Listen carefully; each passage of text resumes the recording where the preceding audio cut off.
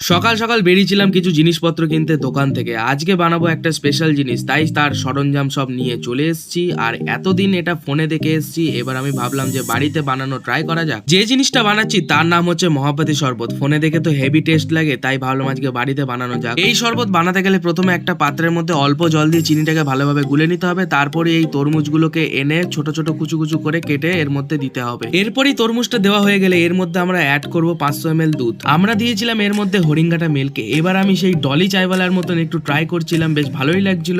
এরপরে আমরা দুধটা অ্যাড করার পর আমরা দিয়ে দেবো এর মেন ফ্লেভার রু আফজা বা রোজ সিরাপ। 500 ml দুধের মধ্যে আমরা দিয়েছিলাম মাত্র 4 ঢাকনা রোজ সিরাপ, কারণ বেশি হয়ে গেলে খাওয়া যাবে না। ফাইনালি আমাদের মহাপাতি শরবত রেডি হয়ে গেছে, আর আমি একটু টেস্ট করে নিলাম, বেশ ভালোই লাগছিল খেতে। তারপরে আমি একটা বড় গ্লাসের মধ্যে একটু ডেকোরেশন করে সাজিয়ে নিলাম। এই শরবতটা সেই দোকানের মতন হয়েছে কিনা আমি জানি না, কারণ আমি ফার্স্ট টাইম ট্রাই করছি, আর বেশ ভালোই লাগছিল খেতে। আর যারা আতরের গন্ধ সহ্য করতে পারো না তারা এটা খেও না। আর